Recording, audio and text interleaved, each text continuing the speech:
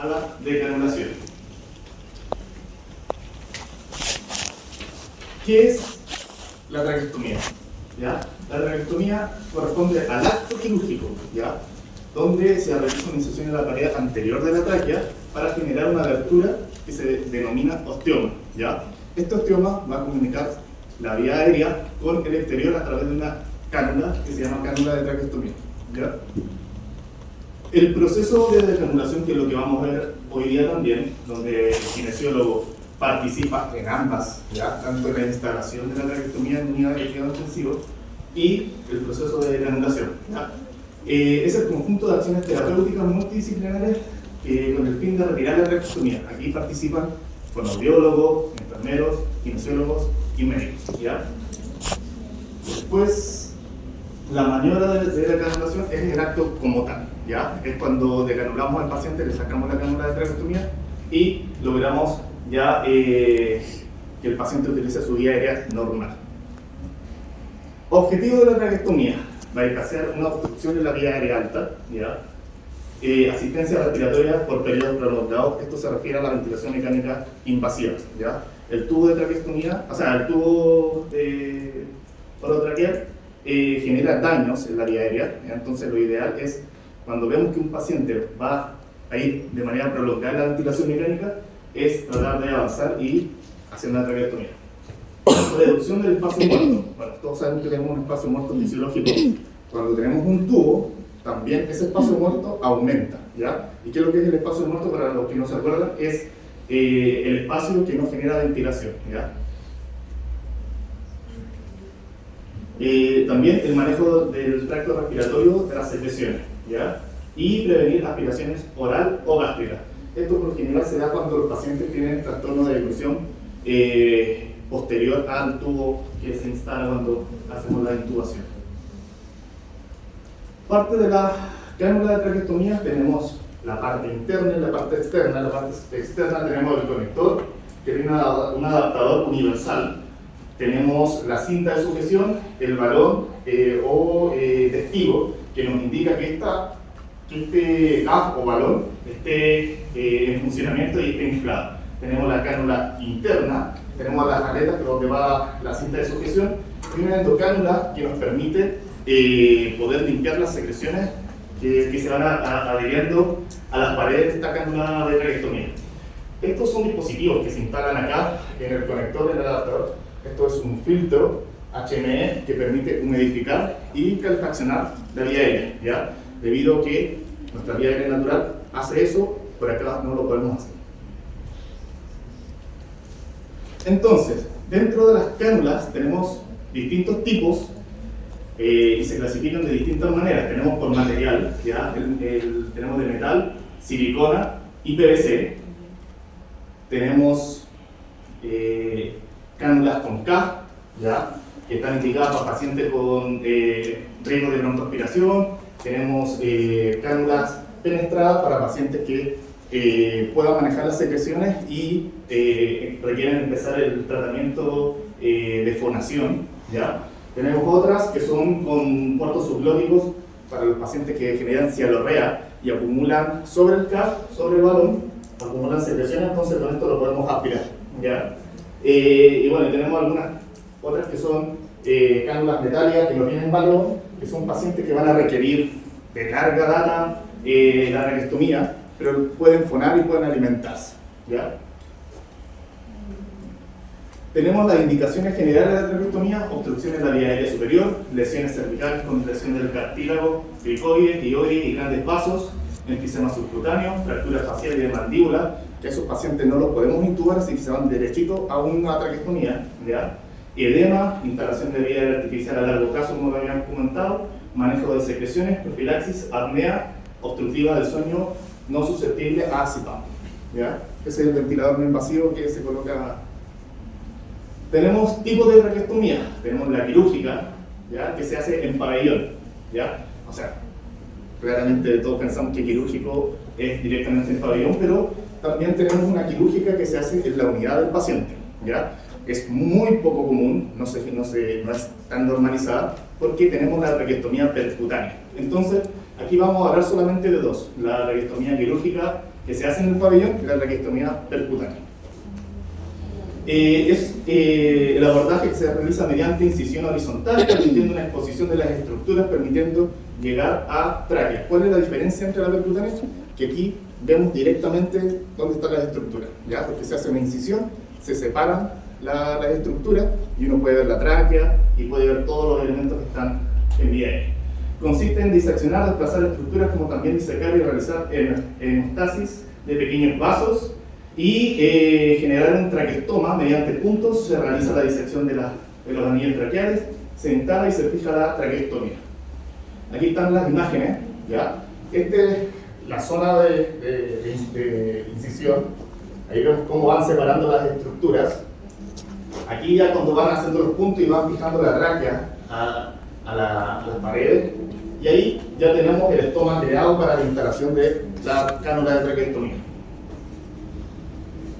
Traqueostomía en el paciente adulto crítico, ¿ya?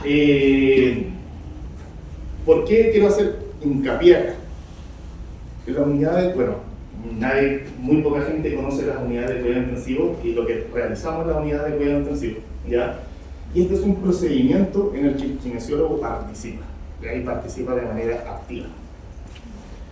Entonces, la indicación de traqueostomía en el paciente crítico es la prevención del daño laríngeo con estenosis de la subglotis por ventilación mecánica prolongada, falla en el destete de la ventilación mecánica. Eso quiere decir la falla de extubación del paciente, ¿ya? Cuando tenemos a un paciente conectado a ventilación mecánica, le hacemos pruebas para tratar de sacarlo del ventilador, y cuando este falla y se va prolongando la estadía en el ventilador, necesitamos pasar a traqueostomía. O cuando se extuba y vuelve a recaer al tubo, y se vuelve a extubar y vuelve a recaer, ya directamente nos vamos a traqueostomía, ¿ya? Obstrucción de la vía aérea alta, nuevamente, en caso de un cáncer o cuando los pacientes con asma hacen broncoespasmo muy severo, también se realiza traqueostomía. Manejo de secreciones, imposibilidad de intubación por vía aérea difícil, los pacientes, por lo general los pacientes gorditos o pacientes que estén haciendo un choque anafiláctico no se pueden intubar. Contraindicaciones, tenemos las absolutas: infecciones en el sitio de inserción, lesiones de columna cervical, coagulopatías, ¿ya? Las relativas, presencia de vasos pulsátiles, anatomía difícil. Estos son más o menos con el tema de la ventilación mecánica, ya cuando tenemos oxigenoterapia a través del ventilador mayor al 70%, o sea, imposible, porque un paciente que requiere esa cantidad de oxígeno está muy inestable, ¿ya? PIC también lo mismo, sobre 10, también un paciente en ventilación mecánica está muy inestable. El PIC es la presión positiva expiratoria al final de la expiración para poder mantener la vía aérea abierta. Entonces, si le sacamos el ventilador para poder meter un fibrobronco, se le va a ir todo el PIC y se le va a cerrar el pulmón, ¿ya? Entonces, la traqueostomía percutánea. Las ventajas que tenemos de la traqueostomía: procedimiento que se realiza en la unidad del paciente, en la propia cama del paciente. Es una técnica sencilla, segura y rápida, baja tasas de complicaciones, de menor costo que la traqueostomía quirúrgica, y disminuye los tiempos de espera para realizar la traqueostomía. Los pacientes que van a pabellón, por lo general, los pabellones se ocupan para operar de todo. Entonces, muchas veces los pacientes que están en unidad de cuidado intensivo los van chuteando y se demora mucho en salir de la unidad de cuidado intensivo. Eso significa mayor costo para el hospital y prolongamos la estadía del paciente también en el hospital. Desventajas: requiere un equipo multidisciplinario de la unidad. Por lo general, en la unidad de cuidado intensivo tenemos más pacientes. Entonces está el kinesiólogo, está el médico de la unidad, están los enfermeros, y queda más o menos descubierta la unidad. Entonces, el riesgo de que haya un paciente que haga un evento también es complicado si estamos haciendo otro procedimiento. Existe una curva de aprendizaje del equipo médico. Se dice que para que salga una buena traqueostomía, el equipo multidisciplinario tiene que llevar por lo menos unas 20 traqueostomías, ¿ya? Y que el porcentaje de errores dentro de esas primeras es alta, ¿ya? Y otra cosa, que se requiere un fibrobronco para reducir complicaciones durante el procedimiento, y no todos los hospitales cuentan con fibrobronco. O alguien que se manejen en la utilización del fibroblón. Procedimiento de la traqueostomía percutánea. Acá tenemos los insumos, tenemos un dilatador, tenemos una aguja o troca, tenemos el dilatador curvo, tenemos la línea que es una guía de alambre, otra línea que es una línea, una sonda Nelaton y un bisturí. Entonces, el procedimiento va, el kinesiólogo hiperoxigena al paciente, le sube la FIO2 al 100%, colocamos el Sewell, que es una tapita que le colocamos al tubo que permite mantener la ventilación y la introducción del fibroronco, ¿ya? Cuando el médico que maneja el fibroronco posiciona, tira una luz, ¿ya? Y ellos pueden generar la incisión donde se va a colocar la traqueostomía, ¿ya? Entonces, después se coloca se hace una punción con la brándula, se pasa a la guía metálica, posterior se coloca el primer dilatador, ¿ya? Luego se pasa el otro dilatador, que es el curvo, que ya es más grande, también se coloca la sonda Nelaton ahí y generan el paso del dilatador curvo, ¿ya? Nosotros como kinesiólogos, aparte de eso, también participamos en el manejo del tubo. Ya vamos desplazando y vamos introduciendo el tubo a solicitud del médico que va manejando el fibroblón, ¿ya? Y posterior a eso, sacamos ¿cómo se llama?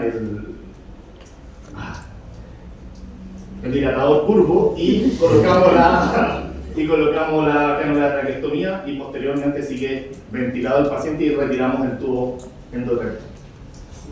Aquí están algunas de las complicaciones que pueden estar dentro del procedimiento, que son hartas, ¿ya? Pero todas manejables, ¿ya? Así que tenemos hemorragia, hipoxemia, broncoespasmos, arritmia, fractura del anillo, atelectasia, etcétera, etcétera. Este es un estudio que hace una comparación entre la traqueostomía abierta y la traqueostomía percutánea, donde se ven los tiempos, ¿ya? Se ve las complicaciones perioperatorias y posoperatorias. En este estudio, el tiempo es menor a la traqueostomía percutánea, pero las complicaciones perioperatorias y posoperatorias son mayores en esta también, ¿ya? Se dice que en pabellón son de alrededor de un 16% versus un 40% de la traqueostomía percutánea, pero el estudio al final deja en claro que las traqueostomías percutáneas que se realizaron para el estudio, el personal que lo estaba haciendo recién era la primera vez que hacía traqueostomía percutánea. Entonces, por eso tenían una alta tasa de complicaciones, ¿ya? Entonces, pero a pesar de todo, no había diferencias significativas. Entonces busqué otros dos que me hablaran de la seguridad de la traqueostomía percutánea, y esta lo que hace también es ver las complicaciones perioperatorias y posoperatorias, y esta tiene un 7,6% de tasa de complicaciones y esta tiene un 2,3% asociado también que se hace con fibrobronco, ¿ya? Proceso de decanulación. ¿Por qué comenzar el proceso de decanulación? Disminuye el riesgo de mortalidad, disminuye el estallido de los costos hospitalarios, previene complicaciones como la traquemalacia, que es cuando el balón está muy inflado y genera que la tráquea se adapte a este balón que está hiperinflado. Después tú sacas y la tráquea queda así, ¿ya? Tenemos fístulas traqueoesofágicas, que es una comunicación entre la tráquea y el esófago, estenosis traqueal, y alteraciones de la deglución y de la fonación, que es esto es como lo más común. Criterios de decanulación. Primordial, el estado de conciencia y cooperación del paciente. O sea, hay estudios que lo hicieron con pacientes comprometidos de conciencia, se lograron cosas más o menos similares, pero la mayoría de los estudios dicen y recomiendan que el blanco tiene que ser mayor a 11. Otros dicen mayor a 9, pero mayor a 11 y un S5Q mayor a 3, que es la evaluación que se le hace a los pacientes que no se pueden comunicar, ya que tengan una traqueostomía o un tubo, ¿ya? Cuando el paciente se puede comunicar, escala de Glasgow, siguiente, la de cooperación, se le solicita que te siga con la vista, que cierre los ojos, que saque la lengua, y eso da un puntaje y con eso tú puedes saber si está cooperando. ¿Ya? Control de secreciones, estabilidad hemodinámica, adecuada oxigenación y ventilación, haber comenzado con el proceso de desvinculación del ventilador, se puede trabajar, ¿sí? Pero la mayoría de los estudios también recomiendan que el paciente tiene que estar destetado del ventilador al menos 24 o 48 horas. ¿Ya? Presencia de reflejo deglutorio o encontrarse en rehabilitación. Entonces, ¿cuáles son las evaluaciones que generamos como equipo multidisciplinario? Prueba de presión inspiratoria máxima, que eso lo hace el kinesiólogo, ¿ya? La PIM. Aquí están los valores, y la PEM, que es la prueba de presión inspiratoria máxima. Acá están las tablas con los puntos de corte, ¿ya? El pico flujo de tos, que también lo evaluamos nosotros con un flujómetro. El pico, o sea, que el corte es mayor a 160, con eso podemos ya empezar a pensar en decanular o una decanulación exitosa. Deflación del CAF, que los parámetros de falla son que el paciente tenga alteración de la frecuencia cardíaca, frecuencia respiratoria, tos, uso de musculatura accesoria y desaturación. Instalación de válvula de fonación, eso también lo evaluamos en conjunto con fonoaudiología. Los parámetros de intolerancia a la válvula de fonación, dificultad respiratoria, desaturación, uso de musculatura accesoria. Prueba de presión expiratoria mantenida, la PEMAN. Esto lo hace más el fonoaudiólogo. Y cuando el paciente se le coloca la traqueostomía a la válvula de fonación, si con un timómetro se le coloca y se hace la medición, y los valores de corte es de 12 centímetros de agua. Si sale mayor a 12, quiere decir que cuando desinflamos el CAP, ¿ya? No hay paso de aire por la vía aérea hacia arriba, entonces hay que disminuir el volumen de la cánula de traqueostomía para que el aire pueda pasar, ¿ya? Menores a 10 podemos, entre 10 y 5 podemos, avanzar con válvula de fonación, y menores a 5 podemos hacer la oclusión total de la cánula, ¿ya? Blue Dye Test es la prueba que hacen los fonoaudiólogos, donde tiñen la lengua y las paredes de la boca. Entonces, eso se mezcla con la saliva, y al tragar, lo que vamos haciendo, vamos aspirando de manera continua durante el turno para ver si es que las secreciones nos salen con tinción de azul, ¿ya? Después tenemos la prueba de oclusión de la cánula de traqueostomía, donde le colocamos ya la oclusión completa, ¿ya? Y los parámetros de fallo son aumento de la frecuencia respiratoria, frecuencia cardíaca, desaturación, uso de musculatura accesoria, sudoración profusa y alteración de las gases, ¿ya? Proceso de decanulación, complicaciones, mal manejo de secreción, insuficiencia respiratoria aguda, obstrucción de vía aérea, aumento de frecuencia cardíaca, frecuencia respiratoria, uso de musculatura accesoria y también alteración de gases. Cuando tenemos falla, ¿ya? Cuando no podemos avanzar en esto, empezamos con el entrenamiento, y eso lo hace el kinesiólogo también, ¿ya? Donde hacemos un entrenamiento con válvula umbral IMT, ¿ya? Donde se fija un valor, que es una válvula que tiene unos resortes, ¿ya? Entonces uno va fijando la resistencia, y el paciente va inspirando. También tenemos una que es expiratoria, y él funciona de la misma manera. Y así uno va trabajando contra resistencia, ¿ya? Acá tenemos algunas de las pruebas, la medición de la PIM, ¿ya? Con un pimómetro. Tenemos el Blue Dye Test, que salió positivo, así que el paciente no podemos avanzar. Válvula de fonación, y acá está la medición de la presión tráquea, ¿ya? Porque recuerden que esto es para ver si disminuimos el lumen de la cánula. Y este es el protocolo.